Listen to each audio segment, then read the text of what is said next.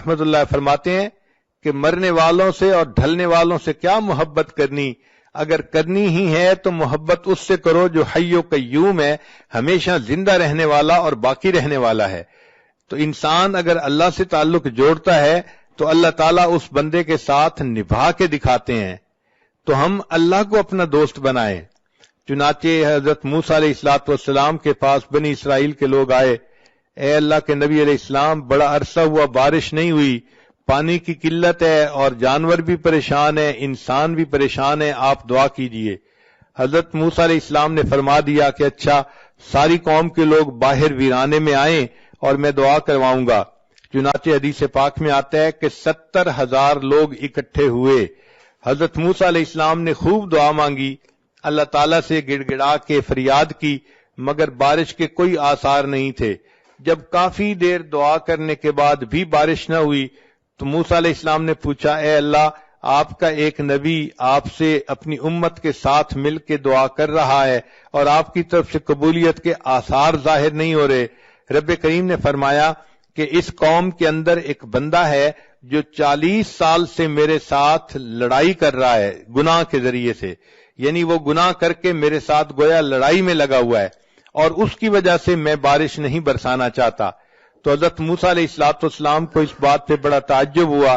انہوں نے اعلان کیا، اے لوگو، تمہارے اندر ایک ایسا بندہ ہے کہ جو 40 سال سے ایک گناہ میں مبتلا ہے، اور اللہ تعالیٰ اتنے ناراض ہیں کہ اس کی موجودگی میں بارش نہیں دینا چاہتے۔ میں اس بندے سے کہتا ہوں کہ وہ یہاں سے نکل جائے اور اس کی وجہ سے دوسروں پر جو مصیبت آئی ہوئی ہے وہ ٹل جائے۔ حضرت موسیٰ علیہ السلام نے جیسے ہی یہ اعلان کیا تو تھوڑی دیر کے بعد بارش ہونے لگ گئی۔ حضرت موسیٰ علیہ السلام بڑے حیران کہ کوئی بندہ باہر نکلا بھی نہیں اور بارش بھی شروع ہو گئی، اور اللہ تعالیٰ فرماتے ہیں کہ اس بندے میں ایک بندہ ہے جو میرے ساتھ گناہ کے ذریعے جنگ میں لگا ہوا ہے۔ تو رب کریم صلی اللہ علیہ وسلم سے پوچھا کہ یا اللہ، یہ بارش کیسے ہوئی؟ اللہ تعالیٰ نے فرمایا کہ جس بندے کی وجہ سے بارش روکی گئی تھی اسی بندے کی وجہ سے بارش ہوئی۔ اے اللہ، اس کی وجہ سے بارش کیسے ہوئی؟ فرمایا کہ جب آپ نے اعلان کیا، اس بندے نے اپنے دل میں سوچا کہ اے اللہ، اگر میں اس وقت لوگوں سے باہر نکل جاؤں گا تو میری رسوائی ہوگی، میں کسی کو چہرہ دکھانے کے قابل نہ رہوں گا۔ اے کریم آقا، آسیتک 40 سنۃ فامہلتنی، میں نے 40 سال آپ کی نافرمانی کی، آپ نے مجھے ڈھیل دے دی۔ جئتک تقیا فقبلنی، اے اللہ۔ چنانچہ جب بنی اسرائیل پر زکوٰۃ کا حکم آیا تو حضرت موسیٰ علیہ السلام نے اعلان فرمایا کہ زکوٰۃ ادا کی جائے۔ قارون کو کہا کہ وہ بھی زکوٰۃ دے۔ قارون اس بات پہ بہت زیادہ غصے میں آ گیا کہ مال میرا ہے اور میں موسیٰ علیہ السلام کے کہنے پر لوگوں میں کیوں لٹا دوں۔ اب غصے کی وجہ سے وہ چاہتا تھا کہ میں کوئی ایسا کام کروں کہ مجھے زکوٰۃ نہ دینی پڑے۔ اپنے دوستوں میں بیٹھ کے اس نے مشورہ کیا۔ چنانچہ دوستوں نے اس کو مشورہ کیا کہ تم کوئی ایسا کام کرو کہ جس کی وجہ سے موسیٰ علیہ السلام کی عزت خراب ہو جائے اور وہ لوگوں کی نظر سے گر جائیں، پھر آپ کہنا کہ میں ان کی بات نہیں مانتا۔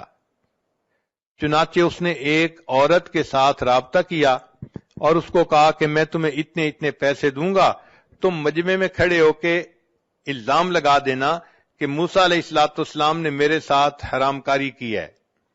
چنانچہ عورت اگرچہ سمجھدار ہوتی ہے مگر ایموشنلی بہت جلدی پھسل جاتی ہے۔ وہ عورت مال کے چند ٹکوں کی خاطر پھسل گئی اور کہنے لگی بہت اچھا۔ چنانچہ ایک مجلس تھی جس میں حضرت موسیٰ علیہ السلام بھی تھے، بنی اسرائیل کے لوگ بھی تھے، وہاں پر وہ عورت کھڑی ہوئی اور کہنے لگی لوگوں، میں آپ لوگوں کو ایک بات کہنا چاہتی ہوں۔ چنانچہ وہ یہ بات کہنا چاہتی تھی مگر اللہ تعالیٰ مددگار ہیں۔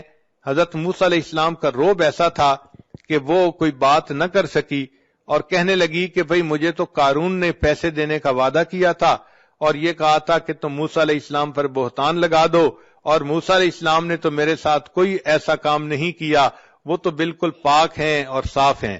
جب حضرت موسیٰ علیہ السلام کو پتہ چلا کہ قارون نے مجھے پبلکلی انسلٹ کرنے کے لیے ایسی حرکت کی تو موسیٰ علیہ السلام کو بہت جلال آیا۔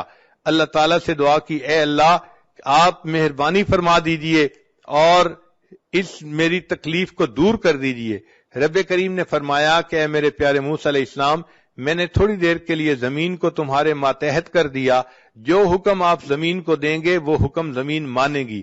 چنانچہ موسیٰ علیہ السلام نے حکم دیا، اے زمین قارون کو نگل جا۔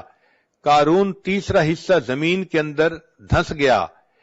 پھر وہ پکارنے لگا، موسیٰ علیہ السلام سے معافیاں مانگنے لگا۔ موسیٰ علیہ السلام نے دوبارہ زمین کو کہا تو وہ 2/3 زمین کے اندر دھنس گیا۔ پھر معافیاں مانگنے لگا۔ حضرت موسیٰ علیہ السلام اتنے جلال میں تھے، تیسری مرتبہ حکم دیا، اے زمین اس کو نگل جا۔ چنانچہ قارون کو زمین نگل گئی اور قارون زمین میں دھستا چلا جائے گا۔ چنانچہ جب قارون دھس گیا، اللہ تعالیٰ نے موسیٰ علیہ السلام کی طرف وحی بھیجی، اے میرے پیارے موسیٰ علیہ السلام، جب آپ نے زمین کو حکم دیا اس کو نگل جا، زمین نگل رہی تھی، اس وقت وہ آہ و فریاد کر رہا تھا، معافیاں مانگ رہا تھا، مگر آپ نے اس کی ایک نہ سنی اور اس کو آپ نے پورا کا پورا زمین کے اندر دھسا دیا۔ اے میرے پیارے موسیٰ علیہ السلام، اگر وہ اس وقت مجھ سے فریاد کرتا تو میں پروردگار اس وقت بھی اس کی اس فریاد کو قبول کر لیتا اور اسے معاف کر دیتا۔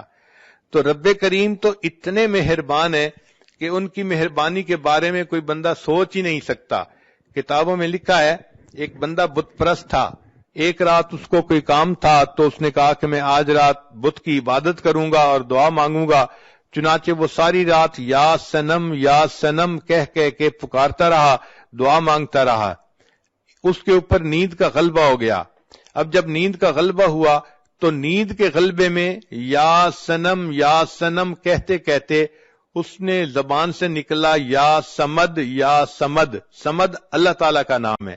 تو جیسے ہی اللہ تعالیٰ کا نام لکھا، اللہ تعالیٰ نے فوراً فرمایا، لبیک یا عبدی، اے میرے بندے تم مجھ سے کیا چاہتا ہے؟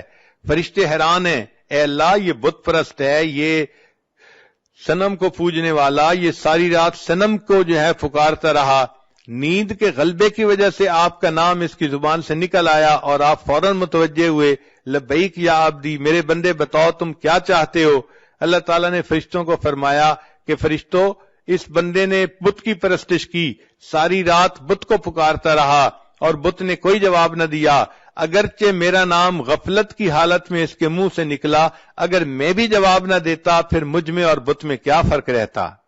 تو رب کریم اگر اتنے مہربان ہے کہ ایک بت پرست غفلت کی حالت میں یا سمد کہہ دیتا ہے، اللہ اس کو بھی پکار کا جواب دیتے ہیں، تو اگر وہ عورت جو اللہ سے محبت کرتی ہے، اللہ کی وجہ سے اپنی عزت و آبرو کی حفاظت کرتی ہے، اللہ کے محبوب صلی اللہ علیہ وسلم کی ایک ایک سنت پر محبت سے عمل کرتی ہے، ایسی نیک پاک لڑکی اگر تہجد کے وقت میں اللہ کے سامنے ہاتھ اٹھائے گی اور دعا مانگے گی، اللہ تعالیٰ اس کی دعاؤں کو کیوں نہیں قبول فرمائیں گے؟ اگر فرق ہے تو ہماری طرف سے ہے۔